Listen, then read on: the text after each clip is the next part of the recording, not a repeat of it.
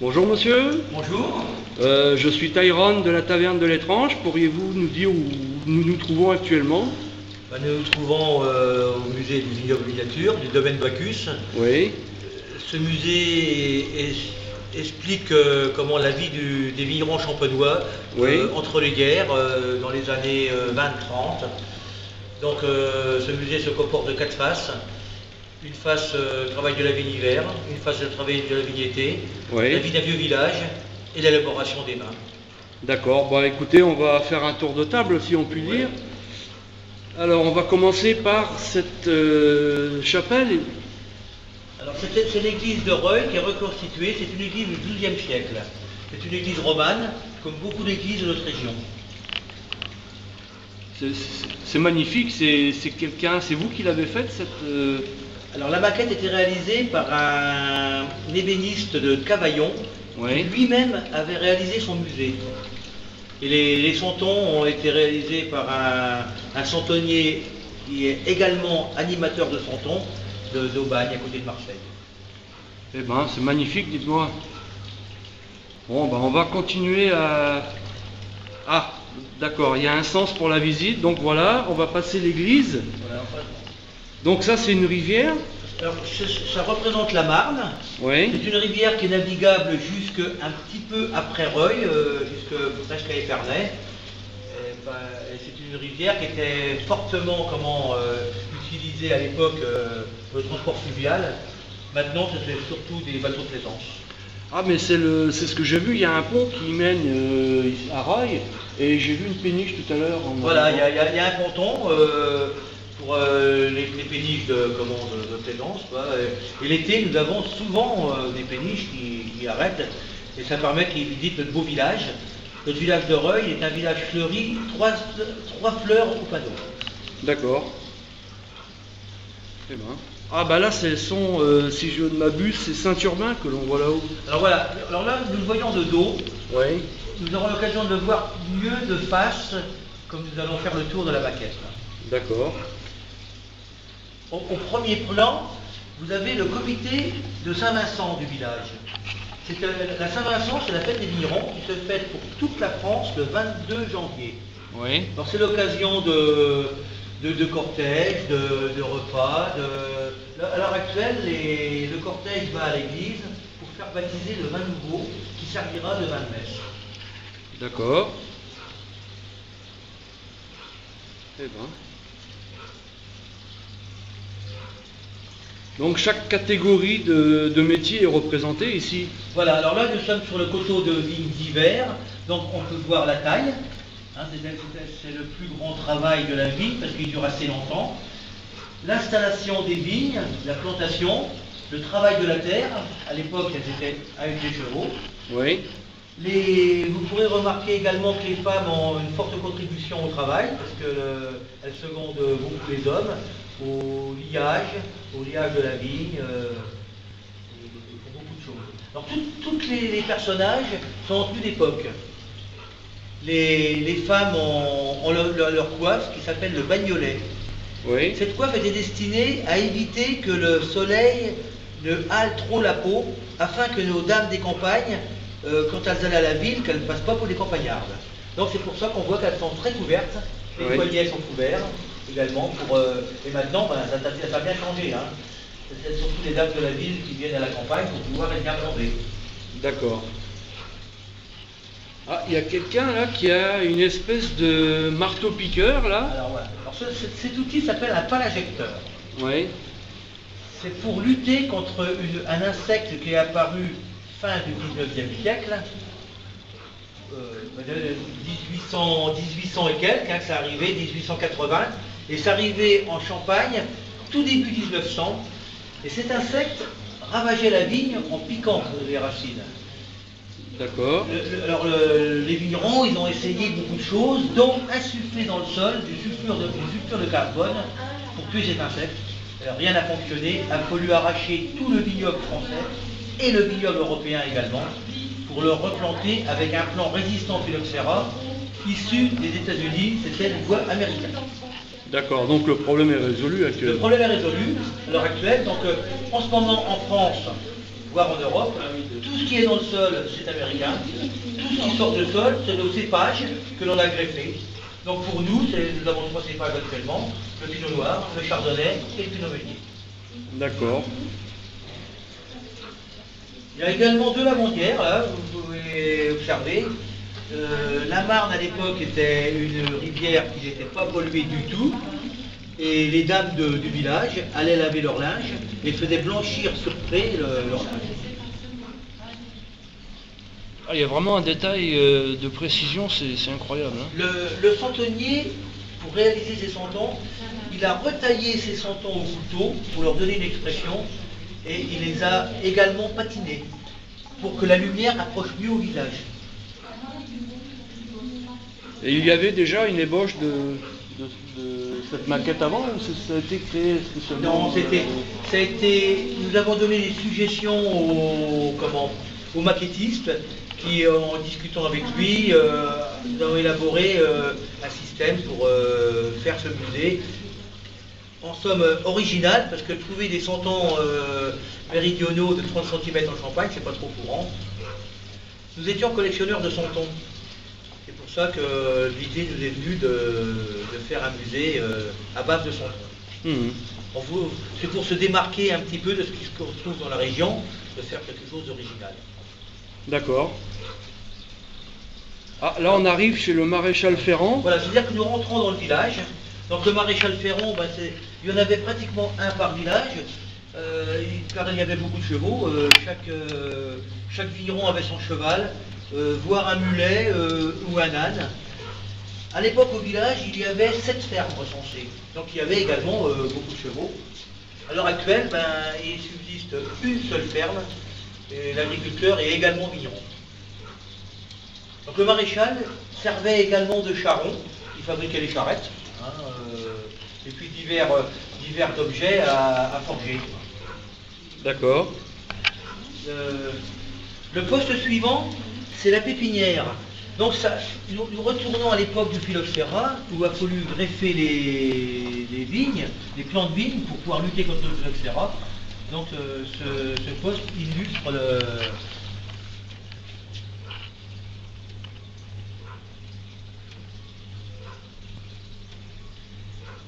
Vous découvrirez un plant de vigne. Alors ça, c'est un plant greffé soudé, qu'on appelle, qui a passé 1 an en pépinière. Et ce plant, nous le plantons pour faire un pied de vigne.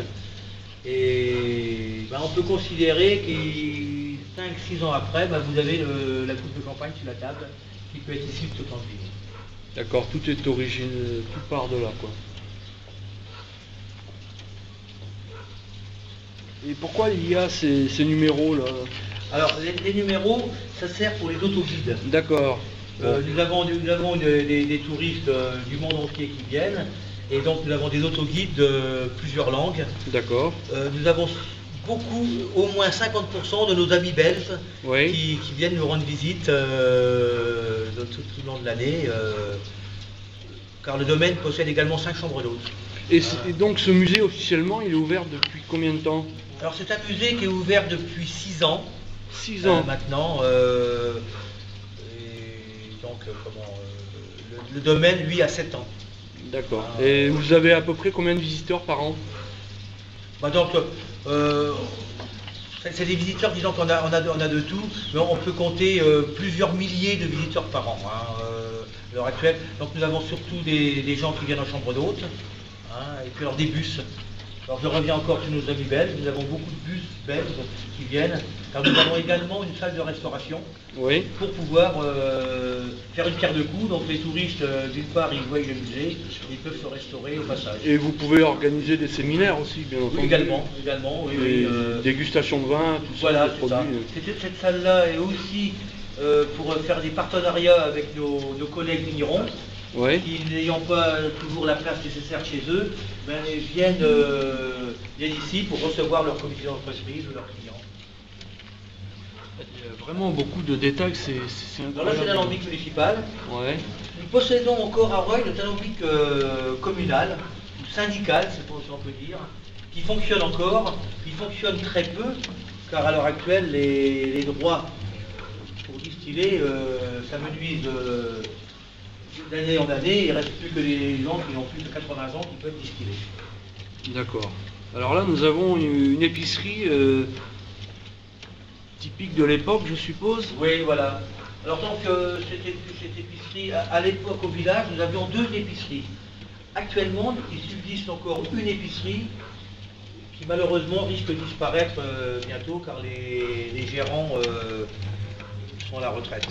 Oui, c'est le problème dans ces petits villages où il n'y a personne qui reprend la suite. Et voilà, c'est ça. Bah, disons qu'il faut trouver des jeunes dynamiques Voilà. qui puissent faire un multi-commerce pour pouvoir déjà apporter un service, multiple services, et arriver aussi à en vivre. Bah, il y a beaucoup d'annonces justement de maires qui subventionnent leur démarche et qui peuvent les aider à s'installer, à retrouver un logement et pourquoi pas regrouper des...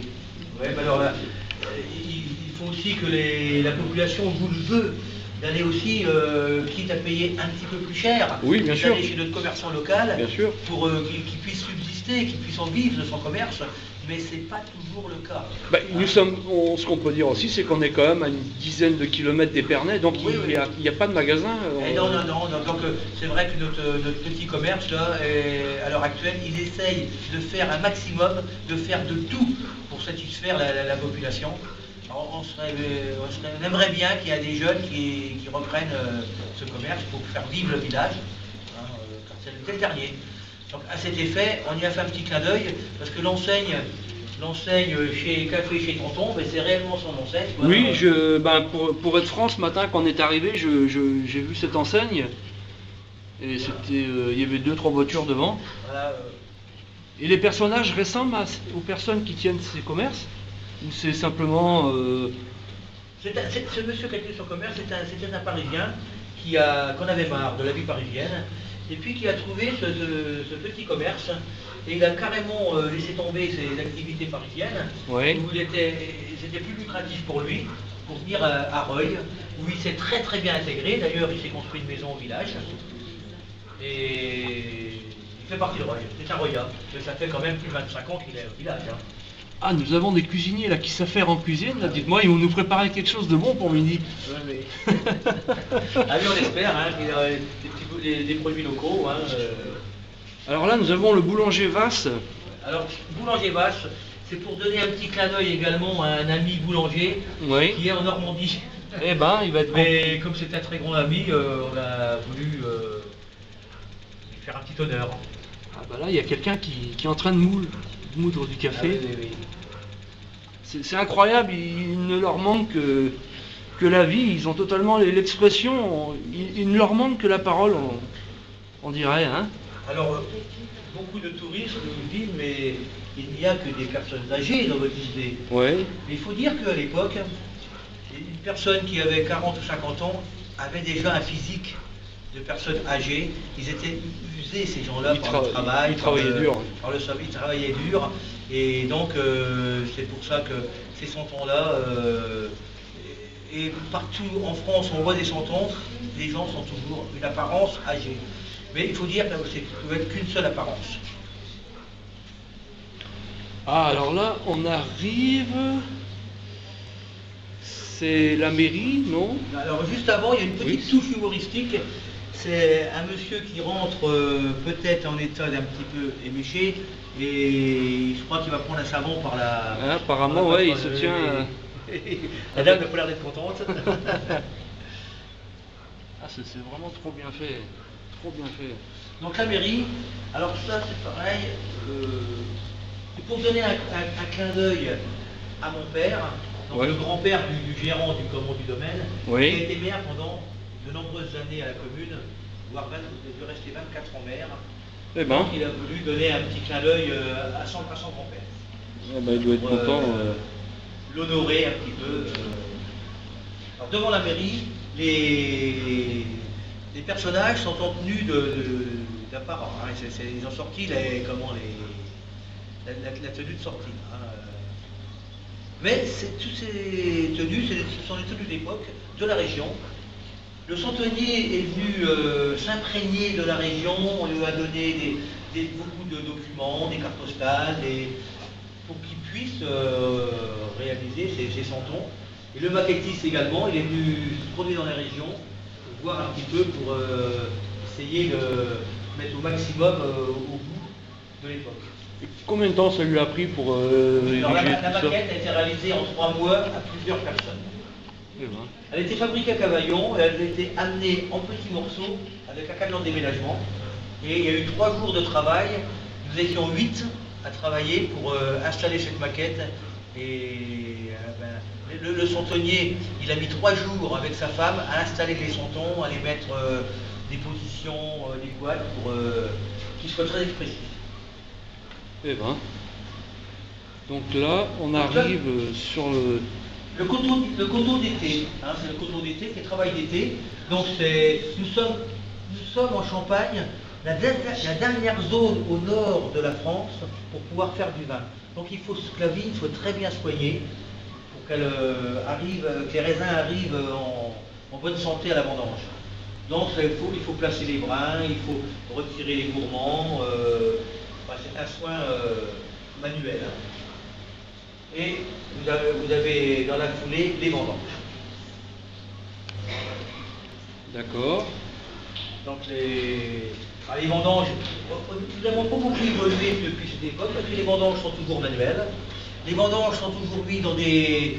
Maintenant ce sont des clés en plastique, mais c'est toujours à clair-voie. Il ne faut pas abîmer le raisin. Nous avons un raisin rouge et du blanc. Donc il faut que le raisin il arrive en parfait état au pressoir afin que notre champagne il reste blanc.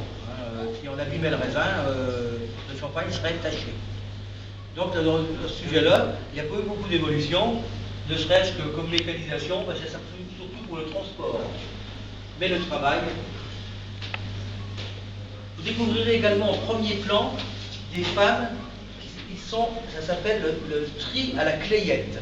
Oui. C'est-à-dire que le raisin était déposé sur ces clayettes et les dames mettaient le bon d'un côté et le moins bon de l'autre afin d'avoir de bonne qualité. Il faut dire qu'à l'époque, le négociant était très exigeant et il déclassait facilement des lots de raisin aux grandes dames des vignerons. Donc ces dames sont en train de trier avec des épluchettes. Ça devait être un travail bien laborieux. Mais les femmes étaient quand même fortement mises à contribution pour le travail.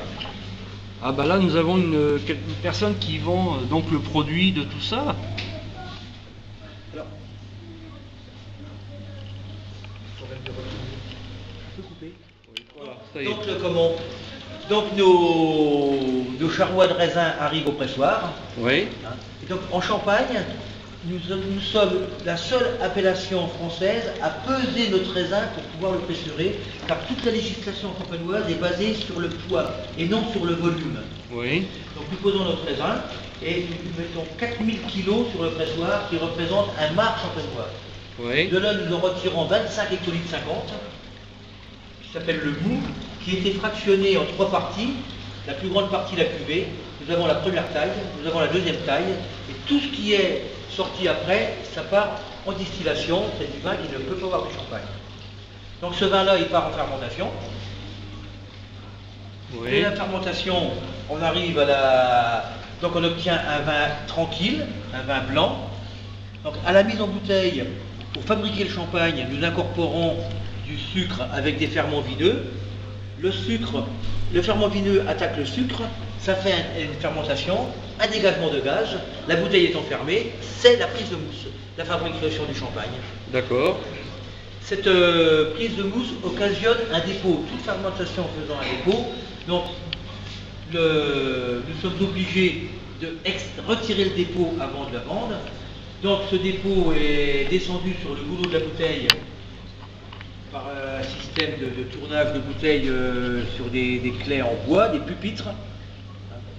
Oui. Une fois le dépôt arrivé sur le bouchon, vous l'expulsez, ça s'appelle le dégorgement, c'est-à-dire qu'il faut retirer prestement ce bouchon en relevant la bouteille pour faire que le dépôt. Ensuite, nous incorporons une liqueur pour faire soit le brut, soit le demi-sec, ou le sec, donc plus ou moins de liqueur. Cette liqueur est du sucre de canne avec du vin de champagne. La bouteille est muselée, bouchée, elle se trouve habillée et elle arrive sur la table. À l'heure actuelle, là, vous avez devant vous, ça s'appelle une démasqueuse. Alors la démasqueuse, c'est un vieil outil champenois où il en reste très peu. Ça servait, à l'époque, les bouteilles étaient soufflées à la main et elles étaient rugueuses à l'intérieur. Si bien que le dépôt, il s'accrochait sur le tartre et on n'arrivait jamais à voir une bouteille claire. Donc cette démasqueuse, elle servait à donner des petits coups de marteau. Quand on tournait la manivelle, ça donnait des petits coups de marteau et ça cassait le tartre pour arriver à avoir un vin clair. Là, on a vraiment tous les stades de fabrication. Voilà.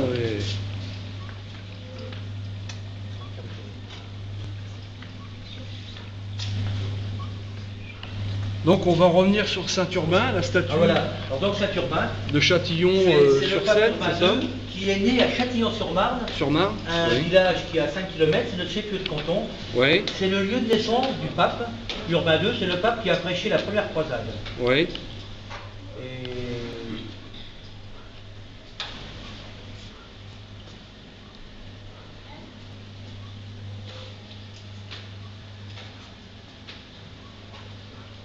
Donc là, il faut dire qu'il y a bien un sens pour la visite et qu'il Voilà. y a un stade. voilà, faut bien prendre. C'est-à-dire que les touristes qui ont l'autoguide, c'est bien expliqué, tout est bien expliqué en plusieurs langues pour qu'ils puissent apprécier le musée. Mais après la visite, il y a une petite dégustation, donc là c'est encore le moment de discussion. Les touristes posent des questions et nous sommes là pour qu'ils repartent, qu'ils en aient plein les yeux et plein la tête. Et aussi le palais, parce que bon, la dégustation fait partie aussi de la visite, hein, pour ça part de A à Z. D'accord, bah, je pense qu'on a fait le tour alors de la visite et puis quant à nous on va monter et puis on va peut-être déguster. La dégustation.